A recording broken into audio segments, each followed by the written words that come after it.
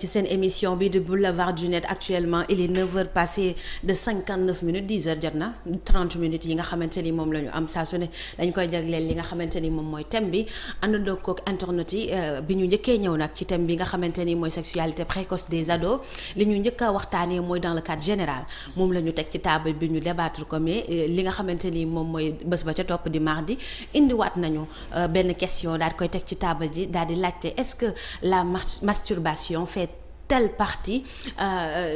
ci li nga xamante ni moom mooy lii tax tey jii nii liy provoquer sexualité précoce waaye tey dañoo nar a waxtaanee yaay lii di viol lii di attouchement mais aussi li nga xamante ni moom ñooy objet sexuel yi est-ce que tamit bokkul ci li nga xamante ni dafa encourager li nga xamante ni aussi moom mooy sexualité précoce ba tax na nag sama rakk ji moom chaque jour heure bi dañuy rejoindre ñu gën ko yaatal yaa jàlloo xale yi nga xamante ni xale bi nga xamante ni saa su ne moom mooy tax ñu ñuy reprendre at ndax ay toj rek lay wax mais nag am na solo ndax nag du mbir mi comme ni ko mère bi waxee démb mbir da nga koy tuddee na mu tudd ngir que nga xamante ni faaw nga wax ca digg ba mu mën a comprendre loolu rek moo ñu tax a jóg waaye du vulgaire du dara dañuy bëgg rek defaraat suñu société donte tuuti nañ ci waaye nag ndokk ba ñu amee suñu consultante bi nga xamante ni tey yaramam dafa sedd nag ndax li ñu doon wax ci affaire yooyu waaye nag yaa yëngul thème bi sa tema yëngul waaw te nga bàyyi yaa nuyu naa la maa ngi lay fay mbaa yaa ngi ci jàmm jooy sama xuloo waale nga mais xoolal bëgguma dara jooy donc maa ngi nuyu ñëpp ñoo xam ne émission yi da ngay jël seen xol ak seen xel yëpp di ko def ci Sénégal 7 seen émission doorati na mais nag bul jooy dee am na am solo ñu def noonu nañ xalaat dee suba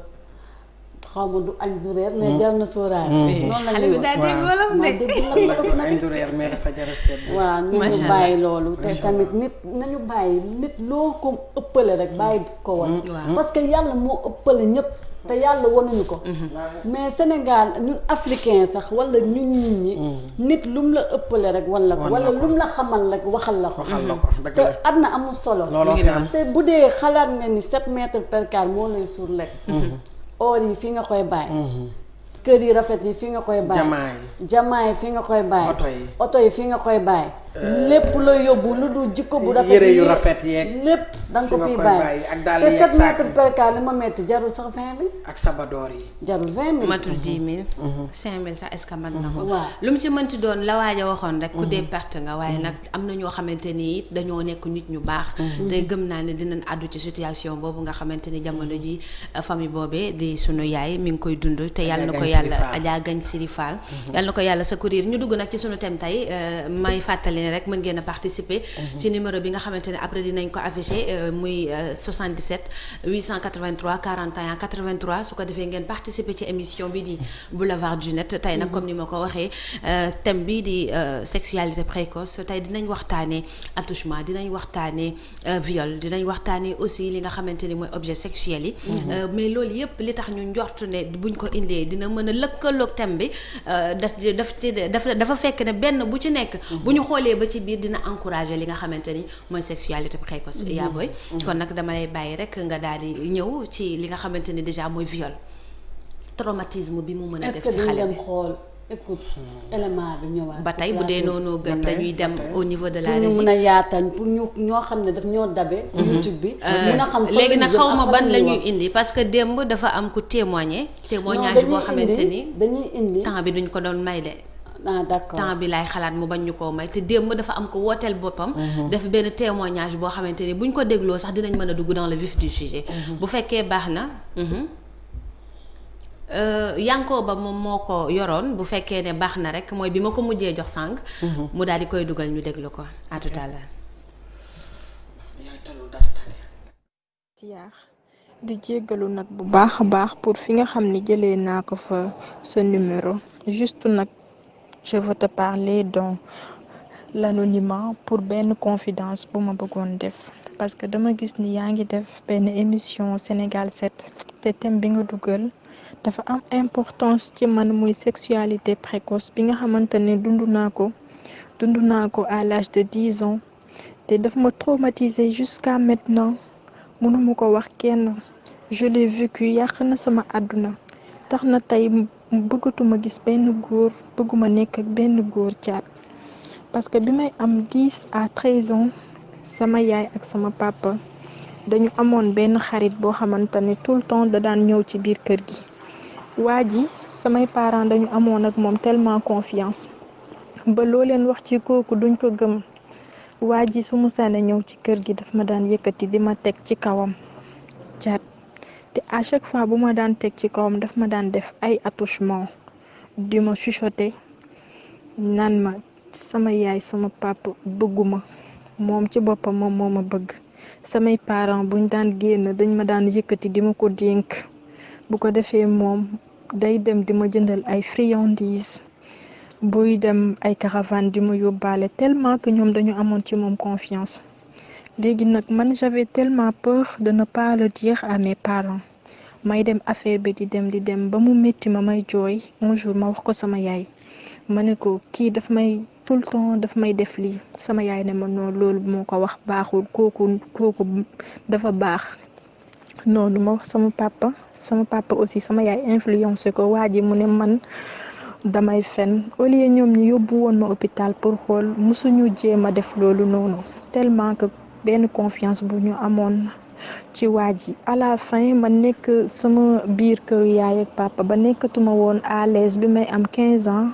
ma waxtaan ci ak sama yaay ak sama papa à la fin ñoom ñu ne xaaral dañ may yóbbu sama kër bàjjen pour ma dem foofu noonu jàng bi ma demee foofu def fa 3 ans di jàng sama yaay ak sama papa ñoom ñu divorcé léegi bi ñu divorcé waa ji nga xamante ni moom ma daan agressé tout le temps mu ñëw takk sama yaay bi ma ko yëgee ça m'a fait beaucoup mal parce que boobu j'avais plus peur parce que boobu commencé naa di xam àdduna léegi bi ma waxee sama yaay ma ne ko non lii sama yaay ne ma kooku nit ku baax la sama yaay invité ma pour ma ñëw këram comme boobu moom ak sama papa séparé wu nañ man maa ngi sama kër bàjjen ci laa dem sama yaay seeti ko bi ma demee tamit sama yaay ne ma nit ku baax la sama yaay un jour mu génn dem marché waaj ji summeeku waat ba set auparavant image yi ma doon am sama xale moom mu revenir aat ci waaj ji boobu nag mënatuma woon tey sama bopp ma ne damay porter plainte bi sama yaay ñëwee ma expliqué ko sama yaay ne ma noonu loolu mënut nekk dëgg léegi nag bi ma demee am ku ma ci waxtaanal kooku ne ma damay porter plainte sama yaay parce que moom tamit am na ci part de responsabilité moom mooy nëbbu waa ji laa dama ragaloon parce que bëgguma def sama yaay dara loo xamante ne caat te koy metti après noonu ma bàyyi waat mu sedd caat aujourd'hui j'ai 35 ans li ma la wax nii mosuma ko wax sax ak sama bàjjen wala keneen koo xamante ne nekk na ak moom finalement nangu ma ko wax sama papa parce que bu ma ko waxoon sama papa xam naa ni comme que séparé wu na ak sama yaay damay jàpp ne sama papa ñëwul dimbale ma parce que loolu man maa ko dund mais ce sera juste pour venger ci sama yaay moom mooy tax moom jàppale ma ba nga xam ni sama yaay ak kële dinaa leen mën a dénoncer ndax li nga xam ni dund naa ko parce que aujourd'hui je peux dire beaucoup de femmes souffrent ak violence précoce yooyu noonu mais